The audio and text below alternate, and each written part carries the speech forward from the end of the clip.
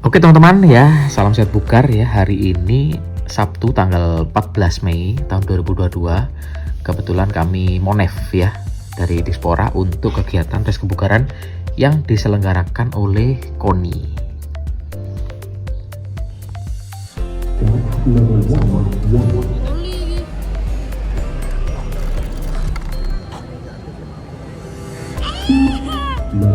Baik teman-teman ya, di sini sebetulnya saya ini hadir ya di sana.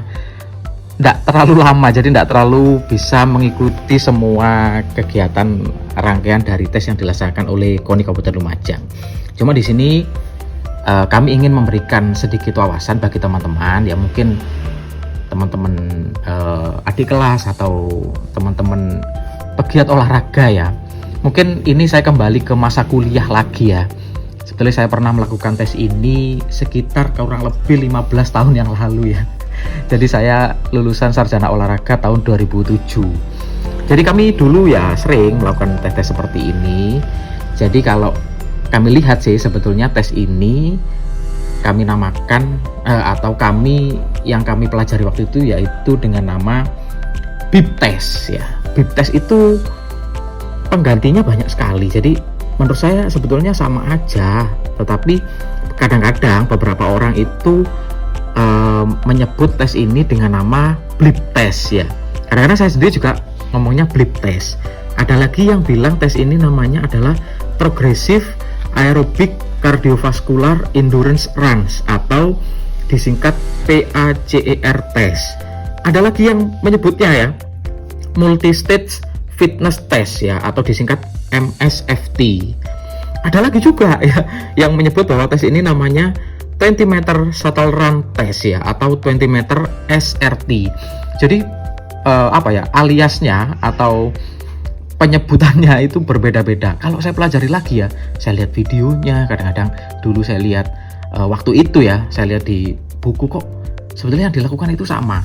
Bahwa tes ini dulu ya sering dilakukan untuk atlet ya, untuk pelatihan wasit, kadang-kadang juga untuk ya intinya adalah tes ya yang dilakukan untuk mengetahui seberapa besar ya volume oksigen maksimal yang masuk ke dalam tubuh kita ya, atau seberapa baik jantung paru sebagai organ tubuh ya untuk mengkonsumsi, membawa dan menggunakan oksigen selama Anda berolahraga. Jadi intinya adalah tes kebugaran, karena kebugaran di sini dibagi menjadi 4 hal teman-teman ya. Jadi kebugaran secara jantung paru itu yang paling utama ya, atau yang paling dominan ya, bukan utama ya. Yang kedua adalah kebugaran secara otot ya, kebugaran otot. Terus kebugaran fleksibilitas. Dan yang sering ya mungkin agak tesnya tidak terlalu fisik ya, ini adalah tes komposisi tubuh. Jadi orang dikatakan bugar itu kalau tubuhnya ideal. Jadi 4 hal itu dinamakan health related fitness. Baik teman-teman, mungkin saya tidak akan mereview atau menjelaskan 4 komponen tes kebugaran ya teman-teman, karena ini saya yang datang di sini tuh hanya pas tes jantung paru aja ya, atau tes VO2 max aja. Jadi mungkin saya berbicara tentang tes ini aja ya, BIP test aja. Saya kepingin memberikan satu gambaran ya bagi teman-teman yang ingin melakukan tes ini ya. Ini mungkin lebih ke cara melakukannya ya. Cara melakukannya yaitu peraturan BIP test ya, itu cukup sederhana teman-teman. Yaitu ya peserta ya itu harus berlari dari ujung ke ujung yang berjarak 20 meter ya. Makanya tadi kan disebutkan ya ada yang namanya itu 20 meter ya, itu ya. Karena jaraknya memang 20 meter ya. BIP test perlu dilakukan di tempat yang rata. Nah, itu catatannya teman-teman ya. Di tempat yang rata atau fasilitas olahraga khusus. Ya, boleh indoor, boleh outdoor, sebetulnya lebih ke nyamanan mungkin ya yang tidak panas ya. Intinya yang akan memberikan manfaat secara maksimal ya kepada peserta itu mungkin lebih bagus ya. Ini bagi Anda yang ingin menjadi instruktur ya teman-teman ya. Anda perlu mempersiapkan yang pertama yaitu audio khusus ya. Bisa sound system ya atau salon ya, kalau bisa sebetulnya itu yang tidak mencolokkan langsung. Apa itu mencolokkan ya? Tidak berhubungan langsung dengan listrik, karena tadi kemarin sempat terjadi teman-teman, pada waktu melakukan tes tiba-tiba listrik mati. Nah, ini yang dirugikan adalah peserta. Nah, kalau teman-teman misalnya memakai audio atau sound system yang misalnya charging ya, yang bisa minimal pada waktu pelaksanaan itu tidak habis baterai kering yang ada di dalamnya ya, saya kira itu tidak akan menjadi kendala. Jadi walaupun listrik mati dan lain sebagainya ya teman-teman ya. Nah, itu yang pertama, yaitu audio. Dan untuk materi tesnya sendiri ya, jadi untuk yang bunyi-bunyi itu teman-teman gampang kok, bisa unduh di internet atau bisa putar lewat YouTube. Itu semuanya ada teman-teman ya, di mana-mana ada ya.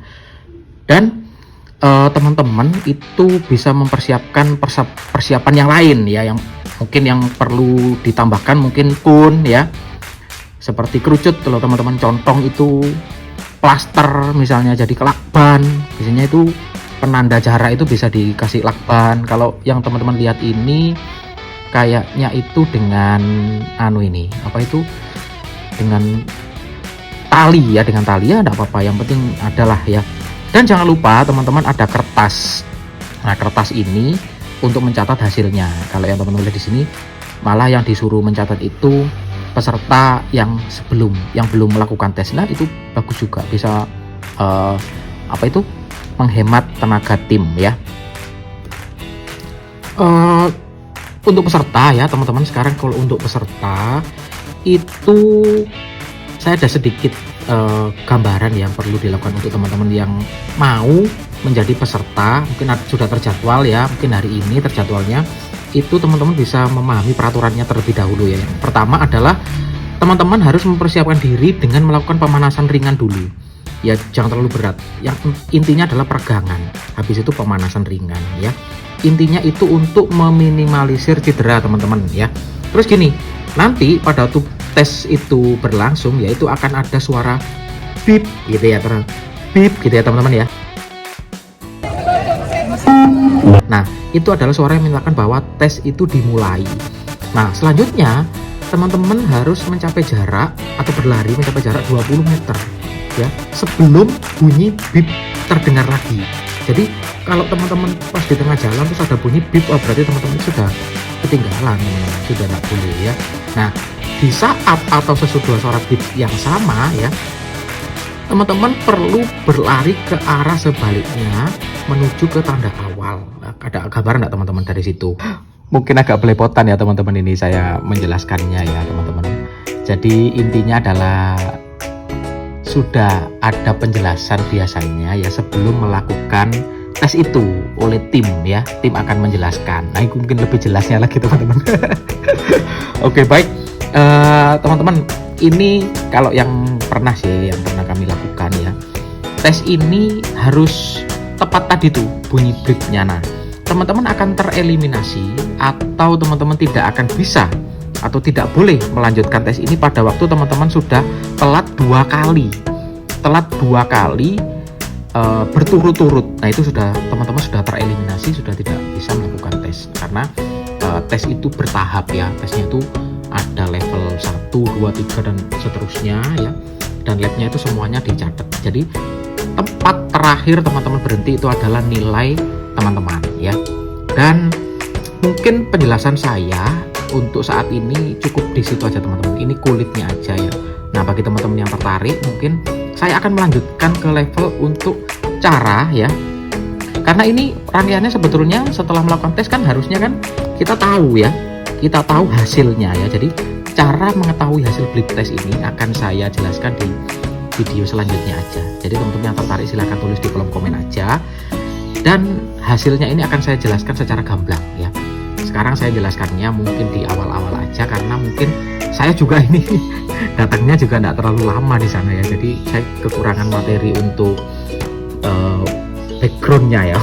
Kan itu untuk memperkuat penjelasan ya teman-teman. Oke, baik teman-teman, terima kasih ya bagi teman-teman yang sudah melihat video ini.